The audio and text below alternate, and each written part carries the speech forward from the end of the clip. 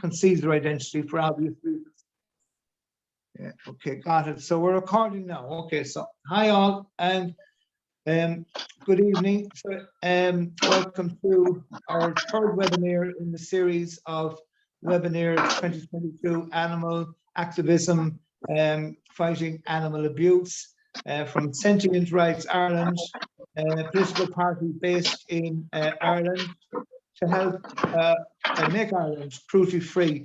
So whenever you're ready, Matt, you can take over.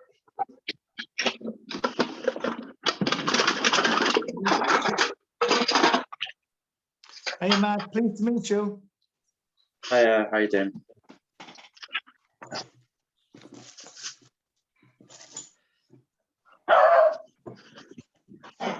If you want to start, Matt, that's fine. Whenever you're ready. Yeah, shall I start? Yeah. Yes, indeed. Yeah. Okay. So yeah, thanks for having me. I'm just going to be talking today, basically just trying to educate as best I can about the history of fox hunting, why we do what we do as HSI, and sort of any sort of future actions going forward, or sort of what we hope to see in the future. So for people who don't really know, fox hunting's been going on for centuries now, and it's sort of the sort of hunting that we target that you sort of see has been going on in the UK for hundreds of years. And it kind of in colonial times would have come over to Ireland. So a lot of the sort of main groups, the oldest groups in the country now, so for example Meath Hunt or the Galway Blazers in Galway, obviously they would have been started in sort of the 19th century. So they would have been started often by sort of English groups, but sort of carried on obviously into the 20th and 21st centuries. Now in terms of actual resistance, it would have started up sort of the form that we do now in terms of trying to stop foxes being killed. Sort of started around the 1960s in the UK. So around the sort of time that a lot of other activism was taking place, obviously campaign for nuclear disarmament and other things, and a lot of sort of general activism. And post-war, it was just started by a few members at the time in the South Coast, sort of around Brighton, and they just headed out to try and stop what they were doing. They were just trying to disrupt, basically. Tactics hadn't been developed, and they were just trying to get in the way, basically, trying to take the pack, trying to take that's what you sort of call the group of dogs, trying to take the pack away, and to try and stop them from killing, basically. Now the pack is the most important part of a hunt. For anyone who doesn't know, they'd be controlled by a group of hunters, basically, on horseback, often traditionally wearing red, the sort of red coats, like you have in the sort of old British Army. And that's another thing that's still carried forth. A lot of hunts in modern day would still be having red coats.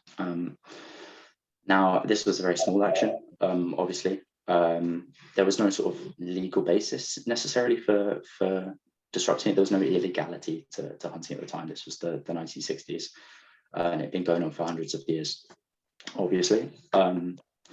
So you know, they had a right. Often it was landowners, sort of a middle class, upper class sport, I guess. And that's the way it continued all the way until sort of 2004. So across the sort of period of the 70s and the 80s and 90s, there was sort of growing resistance in the UK to this form of hunting. So multiple groups being set up across the country, going out week in, week out, often joining together if they needed to try and just sort of target groups. Now, again, like I said, hunting was completely legal at the time.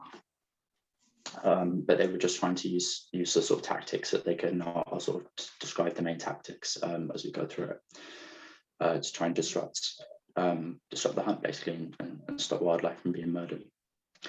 Now, that was the case up until 2004. So at that point in the UK, that's when a ban came in.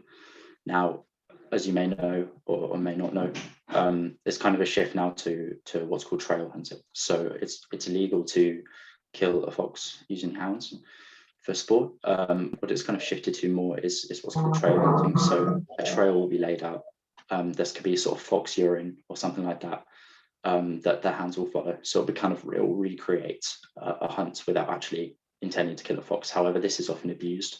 The foxes will often still die as collateral, or groups will just go, hunting out and out, which is why sounding hasn't stopped since 2004. It's very much, hunting is still very much happening in the UK, and this is 20 years now after the ban, and that's why all the groups are still getting out week in, week out, because animals are still dying. Now, just to sort of pivot to Ireland, obviously, there is no ban. There is no sort of 2004 ban. So it's been legal, and it always has been legal, which can kind of make our work a little bit tricky over this side of the water, but at the same time, they're still hunting over the other side. So it's a bit tricky in that we're not trying to highlight the illegality of it. What they're doing in Ireland, so what groups are doing in Ireland in the Irish countryside is perfectly legal. They're allowed to go out even into public woodland, or to go out into their private land and kill wildlife. The foxes are sort of acceptable quarry. So in terms of the history of resistance in Ireland, it's kind of come in multiple waves. So there were groups out in the sort of early 2000s, and that sort of died away after a few years, and I think, and then that sort of it sort of died down a little bit. They encountered a lot of abuse, obviously.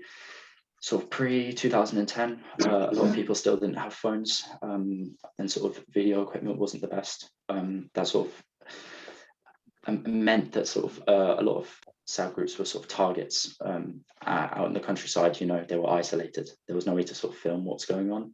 They could have just been beaten up, and there was a lot of violence and abuse, and there still is in many ways, even though it is videoed. It was a lot easier to get away with assault and such.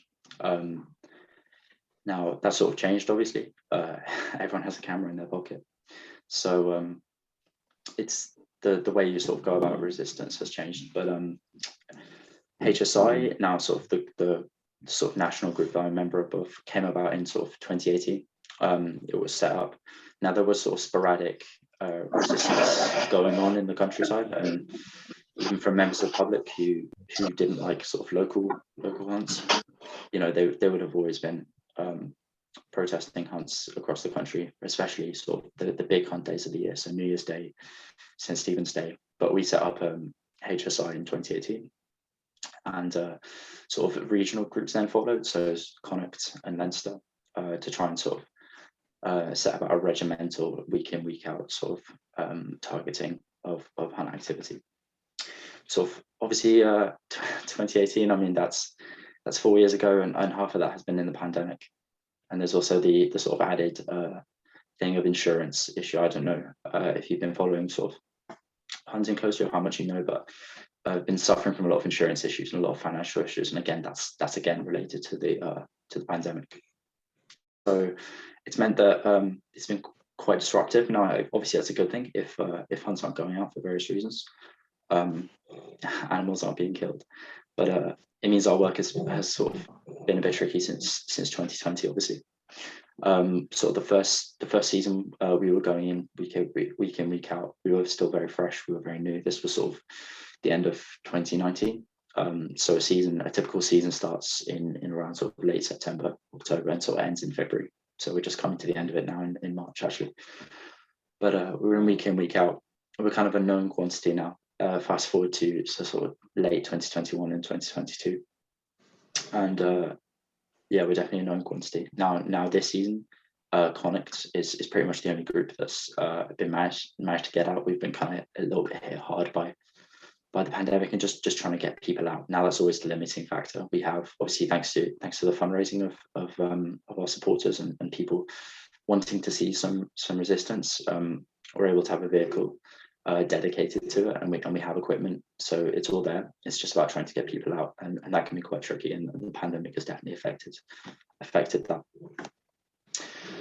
So that's a kind of just a little bit of a tour through the history of sort of hunting and cell action, sort of starting mainly in the UK, but sort of coming over to Ireland as well, and sort of where we are sort of leading a few years old, basically, only 4 years old. And yeah, so does anyone have any questions on that side of it before I sort of move into what a typical day looks like and sort of tactics? Yeah, I have two questions, Matt. First of all, did you say, I missed that bit, do they hunt on public lands? Yes, they do. So it's entirely legal to hunt in woodland. So it's a lot easier for us to do our job, obviously, because there's no issue of trespass. But obviously, you know, it's you can often we've come across situations where we've been in public woodland. There are on a Sunday afternoon, on a Sunday afternoon, people walking their dogs, or you know, kids in prams with parents, and then suddenly the hunt comes barging through on a public woodland. So yeah, it's entirely legal. It can obviously be disruptive, and the public might often not like it. It's messy, you know, and it's bloody, and you know, there potentially becomes more complaints with that and such. But and there's usually less land, and obviously a bit more restriction where you could go compared to if you owned the land. But yes, it's entirely legal to hunt on public land. Yes. And would this be the land known as Culture land? Culture land. That is an forest. that's an example. Yeah, that's an Right. example of land, and sort of what you'd call commonage as well. Yes. Yeah, in the countryside. Yeah, that's Connected fair to game, the and farmers. you'll also get gun clubs as well going out. Now that we don't tend to target as much gun clubs, but they'll go out on a lot of sort of commonage or sort of scrub that's just sort of out in the middle of nowhere, and sort of use that and that such. Okay. The other thing is, for funding, where have you got a link for funding? What link could we put up? We'll be putting up a link, and we'll do a big post on this and the follow on. What link, or can you send us a link afterwards? How people can contact you for funding? Yeah, we have a PayPal. We also have a Ko-fi. That's sort of the idea that you just sort of donate for the price of a coffee. So you can make a small sort of €3 donation there. Or there is a direct PayPal link. I've done a few coffees for you. All right. Thanks very much. So Thank you. Will you give us the PayPal link afterwards if you send it to me, and we'll be making up a post afterwards, a kind of a Facebook post and other social media as well, and we'll do how to support you. Yeah, that's fine. So I suppose the other question I have, and then I'll let anybody else talk. I seem to be hogging it here in questions. So what is the season? I'm unsure about what is the hunting season, and obviously. So basically, first of all, to start, hunting is allowed year round. So talking specifically about foxes now, species such as deer, obviously this wouldn't be with dogs, but in terms of shooting, species such as deer, or certain species of deer can have different seasons. On birds as well, birds are, such as game, it kind of ends at the end of February, for example, but in terms of foxes, they're allowed all year round. However, there's a tradition of not hunting during the summer months. Now, cubs will be sort of born around this time. Actually, this is why the season is ending, born around sort of springtime, and they give them a chance to sort of grow the cubs and such over the summer months. Very generous of them. Yeah, very generous indeed. But and then so it really starts in sort of late August. It can be as early as late August to early September is what's called cubbing season. So it's slightly different to main season, which then starts at sort of the end of October, so properly getting into the winter months, and that will go from October to February. So the difference between cubbing and main season, cubbing is a lot more bloody. It's the start of the season, so they're potentially bedding in or sort of training dogs or hounds that are new. They could be pups themselves, so it's called blooding the hounds, and it's a different style of hunting. So obviously fox dens are going to be in undergrowth, they're going to be in sort of foliage. The idea is just to get as many kills as possible. It's a very hard kill. The idea is not to put on a show like it's in main season. It's dirty work, and it's sort of training the hounds and such, and that can so often a mother fox will try and lead hounds away from a den, for example. So that would be sort of then trying to catch her or one of the parents in the fray, or even just killing the cubs as well. They'll only be about 6 months old latest, the oldest, so they'll still be there in the den. So that's coming. That's very difficult to stab. Obviously, it's very quick. You know, once the hound's going into cry is kind of when they picked up a scent and they're on a chase. But by that point, it's very difficult to stop any hunting. I'll get into it in a sec again with tactics, but our job is to just try to stop that from happening. Once you get to the point where the hounds are in cry, it's almost impossible to stop. So that happens very quickly, and obviously you're in foliage, so it's not easy to move fast or anything. So that's quite difficult to sell. In terms of main season, then that starts in October, and that's a lot more about putting on a show, or the sort of the large bands of sort of horses and equestrian centres that are linked to hunts, basically. And that's what you'll see, sort of, you know, loads of boxes parking up in villages, and sort of unloading, and then having a big days out hunting. And that's different because that's putting on a show, and it's the style of hunting is different. So what they're trying to do, again, obviously a fox will have their den in roughage, but what they're trying to do is they're trying to draw the fox out of there and start a chase, basically, and sort of lead the fox out into open field where they can be killed. So sort of, and that's the show of it. So instead of it being so high kill, it's more about the chase, and it's more about putting on a show. Now that there'll be people there paying caps of 50 to 100 euro depending on the hunt just for that day. So, you know, they want to, you know, jumping over walls with the horses is all great, but, you know, some of them will want to see a show. And yeah, that they're trying to basically, they're going to throw the hounds into a wood to try and sort of flush the fox, to get the fox to run, and then the chase in the open field, sort of on the watchful eyes of the hunt, basically, and the kill probably taking place in the field. That's kind of how that goes. So there's, yeah, it's two very different types, calving and main season, two very different types of hunting.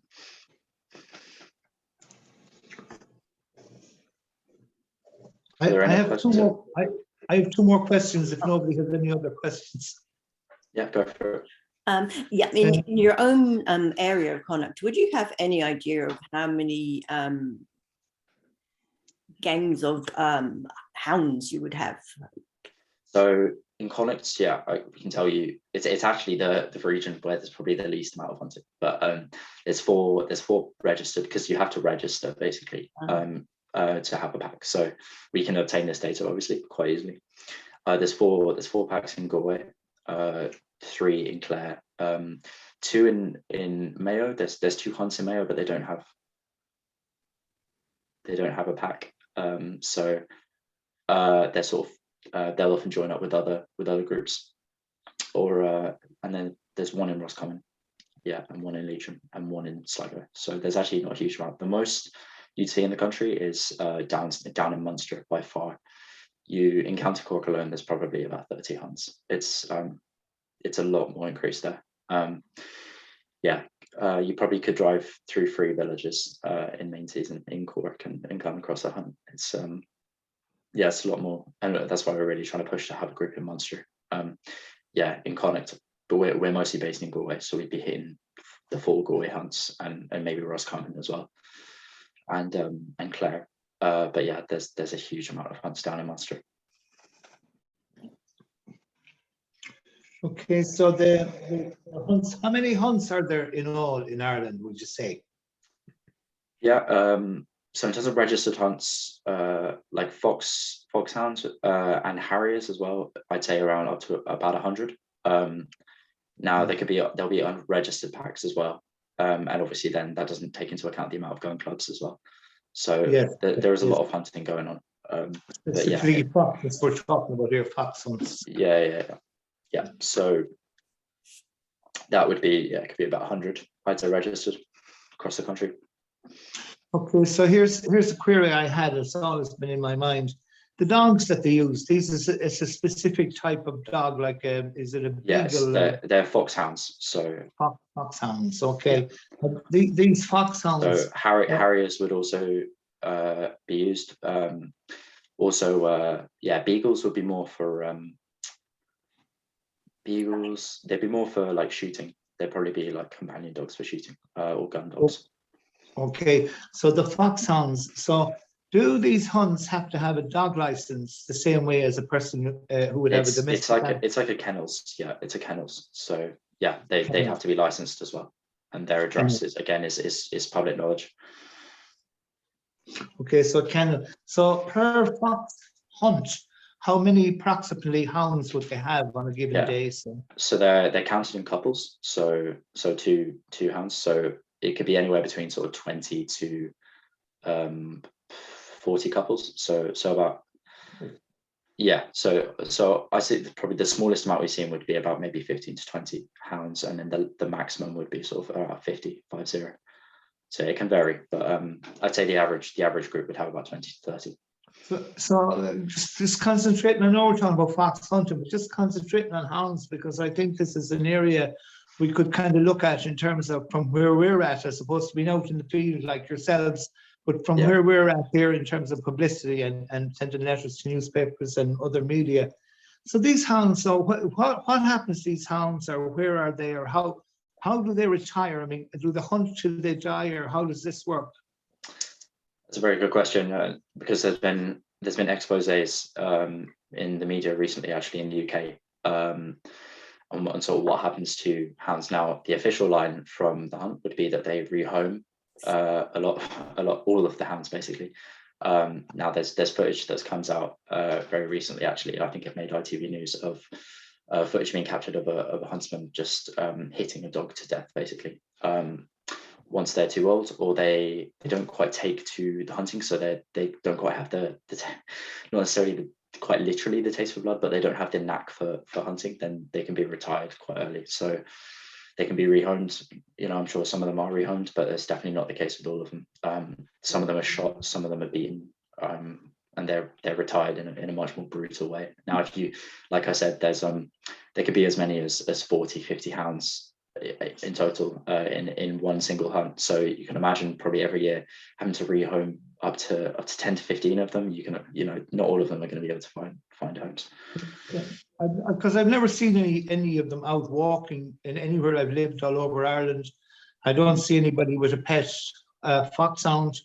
That's the thing that has always struck me, because I was always aware of it. I come from Newport, County Mayo, but I know people in Tuam who were involved in the North Galway fox hunt. So I always wondered about all this. So I think that's a weak point that we could maybe attack them on and find a little bit of scope for embarrassing them. And I think people are very everyone cares about dogs. There might be a bit of sort of ambiguity to sort of wanting to protect foxes, but I think it would definitely touch everyone to know that sort of dogs were being beaten to death and such. Yeah, that really touches people, I think. Yeah. Okay. Well, that's me on the questions for now. Anyway, thank you very much, Matt. Thank you. That's fine. Does anyone have any other questions? Oh, I have plenty. Hello, Tara. Hi, guys. I got in there. Hi, Matt. Thanks for joining us this evening. I'm Tara. Hi. What I did want to talk to you about now, unfortunately, I missed the first wee bit, the first 20 minutes or so. So I don't know if you've covered these things already. But what I was wondering was, with the Hunt Saboteurs groups that are existing in Ireland at the moment, is there enough being done to cover things like lamping, badger baiting at this time of year, cub hunting, hare coursing, and other forms of hunting, that farmers would be hunting foxes and stuff.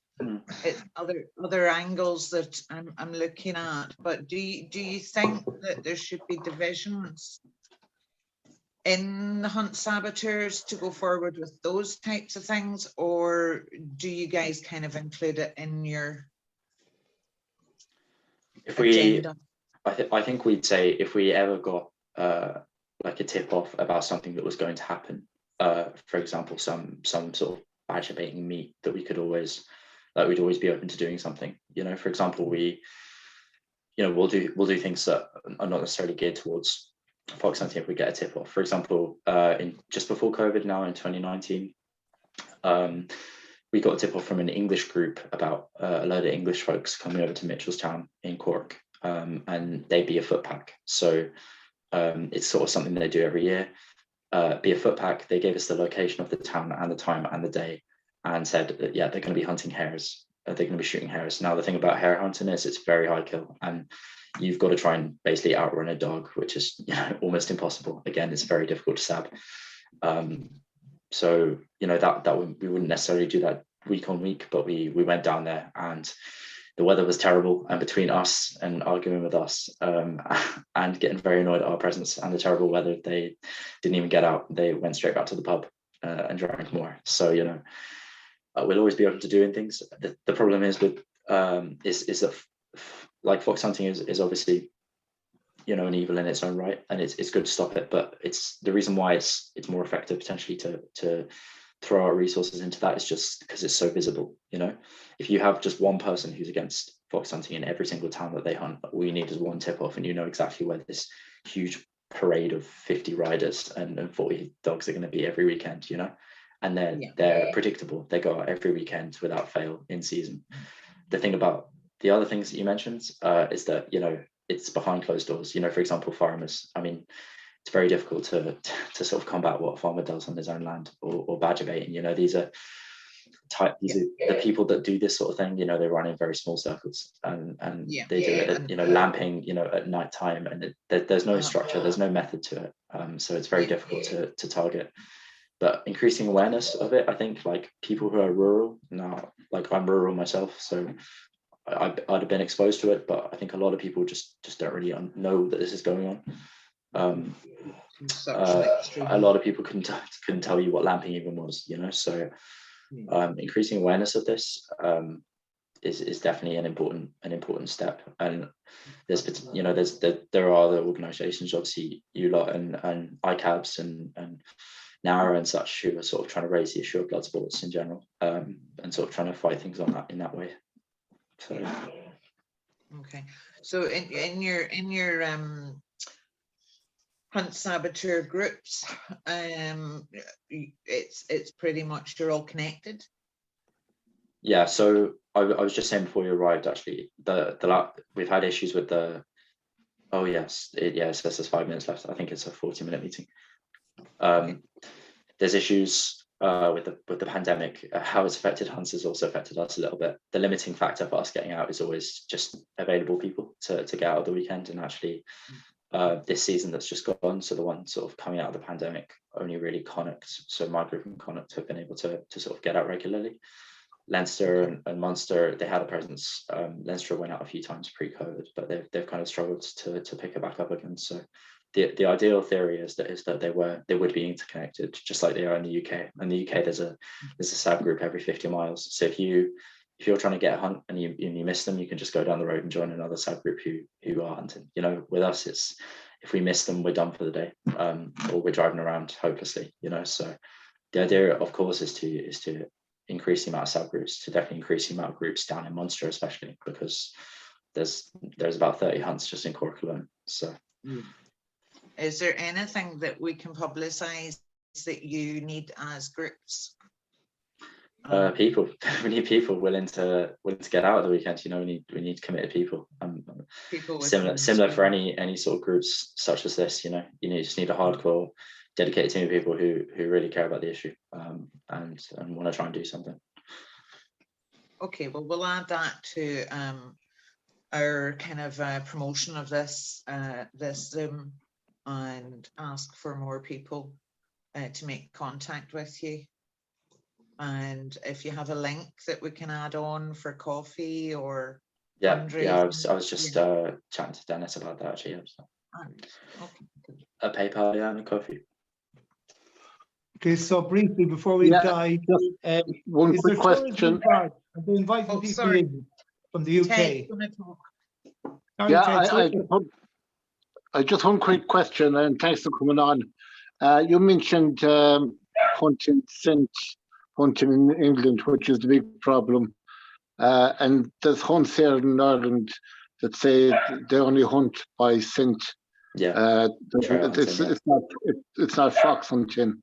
And Banned Blood Sports Ireland, which is a big organisation, actually says it in their introduction that they're against fox hunting, but they support scent hunting. And I've been onto them, and I'm very surprised that that's up there, because it is a smoke screen. It's the It same is. thing. It is. And at the end of the day, it's animals that are being used against their will, Yeah. horses and dogs. And it also creates the possibility of animals being injured in farms, in estates, and in houses as the dogs are passing, which happens a lot. Yeah. So I think But we I think need to get on to.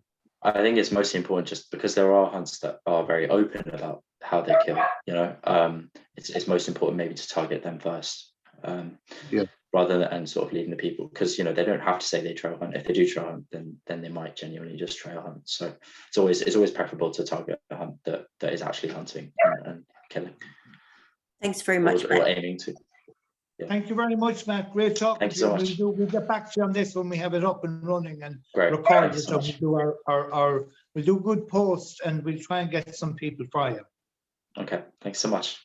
Thank you, Matt. Okay, Matt. Thank you very much. Bye-bye. Bye-bye. Bye. Bye-bye. We'll get you on for a longer Zoom once we have things set up.